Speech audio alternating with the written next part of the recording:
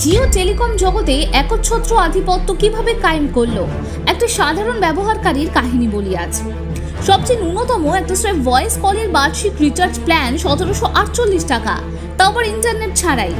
এই মার্চ মাসে মোবাইলে রিচার্জ করতে গিয়ে স্ক্রিনের দিকে তাকিয়ে আমি একেবারে হতবাক হয়ে যাই। ঠিক এই 1 বছর আগেও এমন কোনো রিচার্জ প্ল্যান ছিল না। তখন কিন্তু সবকিছু কল, ডেটা, SMS একসাথে পাওয়া যেত নামমাত্র খরচে। আর এখন জিও, যে একসময় সাধারণ মানুষের মুক্তিদাতা হিসেবে পরিচিত ছিল, আজ সেই জিওই নিচ্ছে আকাশ ছোঁয়া দাম। আর এর বিনিময়ে দিচ্ছে একটা খুব সাধারণ প্ল্যান, যেখানে ইন্টারনেট নেই, যেটা আজকের দিনে একেবারেই অপরিহার্য সকলের জন্য। আমি একের পর এক অপশন স্ক্রল করে যাচ্ছি, সবকটাই আরো দামি বা আরো সীমিত অফার। আর সবচেয়ে খারাপ ব্যাপার কি বলুন তো, কোথাও পালানোর জায়গা নেই আমাদের। এয়ারটেল, VI সবাই কিন্তু ওই জিওর পথেই হেঁটেছে। পুরোনো দিনের সেই প্রতিযোগিতামূলক যে একটা বাজার ছিল, এখন সেটা কিন্তু আমাদের কাছে একটা পুরনো স্মৃতির মতো হয়ে গেছে। কিন্তু প্রশ্ন হলো, আমরা এই জায়গায় এলাম কিভাবে? এর উত্তর পেতে আমাদের ফিরতে হবে 2016 সালে। তখন ভারতের টেলিকম দুনিয়া ছিল একেবারে জমজমাট। এয়ারটেল, ভোডাফোন, আইডিয়া, BSNL, এমনকি যে ছোট ছোট কোম্পানিগুলো যেমন এয়ারসেল বা ইউনিনর, সবাই একে অপরের সাথে জোর টক্কর দিচ্ছিল। যে কোম্পানিগুলো যে মাসে ভালো অফার দিত, আমরা কিন্তু সেই দিকেই চলে যেতাম। ইন্টারনেটটা তখন একটু ব্যয়বহুল ছিল, স্পিডও তেমন ছিল না, কিন্তু আমরা তাও ম্যানেজ করে নিতাম। কল বেশ সস্তা ছিল, SMS এর প্যাক আবার আলাদা ছিল, ডেটাটা একটু বিলাসিতা। কিন্তু এই জানা সীমাবদ্ধতার মধ্যেই চলতাম আমরা বুঝে শুনেই। তারপর হঠাৎ করে এলো জিও। 2016 সালের সেপ্টেম্বর মাসে মুকেশ আম্বানি রিলায়েন্স জিওর ঘোষণা করলেন। অফারটি শুনে মনে হয়েছিল এটা কি আসলে সত্যি? কিন্তু সেটা তো সত্যি ছিল। Free SIM, free unlimited voice call, free 4G data, সবকিছুই একেবারে বিনামূল্যে, মাসের পর মাস, কোনো শর্ত ছাড়া, কোনো ফাঁকি ছাড়া। আমি আজও মনে করতে পারি সেই উন্মাদনা। রিলায়েন্সের ডিজিটাল স্টোরের বাইরে লম্বা লাইন, আর এক দোকান থেকে আরেক দোকানে দৌড়, ফোনে প্রথমবারের মতো ঝকঝকে 4G চলে আসা। আমাদের মতো সাধারণ ব্যবহারকারীদের জন্য এটা কিন্তু ছিল বেশ লোভনীয়। জিও স্মার্টফোনকে মধ্যবিত্তের হাতে তুলে দিল। হঠাৎ করে আমরা ভিডিও কল করতে পারতাম, লাইভ ক্রিকেট দেখতে পারতাম, ইউটিউবে ঘন্টার পর ঘন্টা ভিডিও দেখতাম, এমনকি অনলাইন কোর্সও করতে পারতাম ওই সময়। কিন্তু জিও কিন্তু এখানেই শুধু থেমে থাকেনি। তারা নিয়ে এলো জিও ফোন, মাত্র 1500 টাকায় একটি 4G ফিচার ফোন, যেটা 3 বছর পর ফেরত দিলে টাকা ফেরত পাওয়ার কথা ছিল। আমার বাবা, যিনি আগে কখনো ইন্টারনেট ব্যবহার করেনি, সেই ফোনটাই ছিল তার ডিজিটাল দুনিয়ায় প্রথম পা ফেলা। গ্রামের দিকে বা যারা একটু নিম্ন আয়ের যে পরিবারগুলো আছে, তখন কিন্তু সেটা ছিল বেশ উপযোগী তাদের জন্য। সঙ্গে এই সস্তা রিচার্জ প্ল্যান, যেমন 49 টাকা বা 98 টাকা বা 149 টাকায় মাসভর একটা কানেক্টিভিটি থাকতো। তখন আমরা ভেবেছিলাম এটাই তো ভবিষ্যৎ আমাদের, সবার জন্য খোলা, বেশ সাশ্রয়ী দামে ভালো মানের সার্ভিস পাবো আমরা। কিন্তু আমরা একেবারে ভুল ছিলাম। বলতে পারেন বেশ বোকা বনে গেছি সকলেই কম বেশি। জিওর এই ফ্রি অফারগুলো ভিতর থেকে প্রতিযোগিতার একেবারে শেষ করে দিচ্ছিল। একে একে ছোট কোম্পানিগুলো দেউলিয়া হয়ে গেল। Aircel, tata Docomo, Reliance communications, তারা একদমই টিকতে পারলো না। বড় কোম্পানিগুলো বেশি দিন টিকতে পারলো না।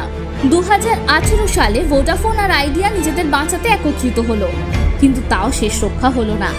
2023-এর মধ্যে তাদের মার্কেট শেয়ার অর্ধেকে নেমে এলো। বাকি কোম্পানিগুলোর নাম পর্যন্ত মানুষ ভুলে গেছে এখন। একটা অসম প্রতিযোগিতা, যেটা টেলিকম জগতে বিপ্লব সেজে এসেছিল আমাদের সামনে। অন্যদিকে জিও আস্তে আস্তে বদলাতে শুরু করলো। প্রথমে একটু একটু করে প্ল্যানের দাম বাড়লো, তারপর এক সময় সেটা এক প্রকার লাফিয়ে লাফিয়ে বাড়তে লাগলো। আগে যেটা 149 টাকায় 1.5 GB ডেটা প্রতিদিন ও আনলিমিটেড কল থাকতো, এখন সেটা প্রায় কম করে 300 টাকা বা তারও বেশি। তারপর 2024 বা 25 সালে একের পর এক ট্যারিফ হাইক, 28 দিনের প্ল্যানে 20 থেকে 25% বাড়তি খরচ। আর জিও ফোনের যে এক্সক্লুসিভ প্ল্যানগুলো আর আগের মতো লাভজনক রইল না সাধারণ মানুষের কাছে। এরপর এলো একটা ভাউচারেও কাটছাট। আগে যেখানে 19 টাকা বা 29 টাকায় পাওয়া যেত একটা ডেটা ভাউচার, যেটা আপনার বেস প্ল্যানের পুরো মেয়াদ জুড়ে চলতো, এখন সেগুলো টিকছে মাত্র 1 বা 2 দিন। ধীরে ধীরে এসব চলছেই, যেন প্রতিদিন একটু একটু করে মূল্যবৃদ্ধি চালিয়েই যাচ্ছে। আর সবচেয়ে সমস্যা হলো, এরপর বাকি কোম্পানিগুলোকেও জিওর পিছু নিতে হলো, কারণ টিকে থাকার আর কোনো রাস্তা ছিল না। ফলে নেটওয়ার্ক বদলালেও লাভ নেই। এয়ারটেলও প্রায় সমান দাম। ভোডাফোন আইডিয়া কাঠামোগত সমস্যায় জর্জরিত। আমরা এখন একরকম বন্দি, মানে নাম কাওয়াজতে প্রতিযোগিতা না, এটা আসলে একচ্ছত্র আধিপত্য। এবং ভুলে গেলে চলবে না সেই জিও ফোন রিফান্ডের প্রতিশ্রুতিও। বাবার সঙ্গে 3 বছর ধরে ব্যবহৃত ফোনটা নিয়ে স্টোরে দাঁড়িয়েছিলাম 1500 টাকা ফেরতের আশায়।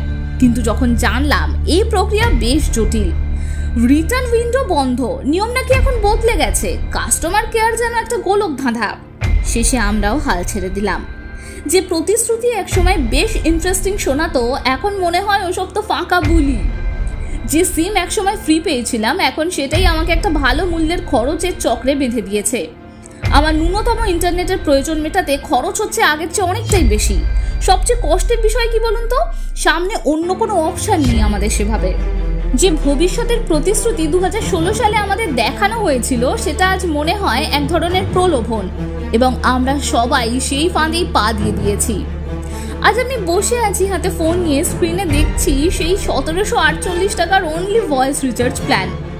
মনে হচ্ছে যেন এই স্ক্রিনটা আমার দিকে তাকিয়ে উপহাস করছে। কিভাবে এলাম আমরা এই জায়গায়? কিভাবে সেই গরিবের বন্ধু জিও ভরসা হয়ে উঠলো আমাদের কাছে?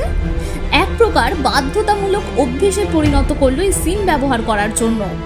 মাঝে মধ্যে ভাবি, আগের দিনগুলো কি তাহলে ভালো ছিল, যখন একটু বেশি দিয়ে একটু কম পেতাম, কিন্তু অন্তত পছন্দ করার একটা স্বাধীনতা ছিল।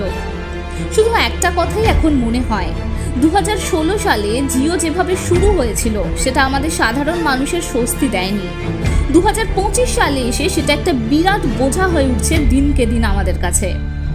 আপনাদের এই বিষয়ে মত জানাতে ভুলবেন না।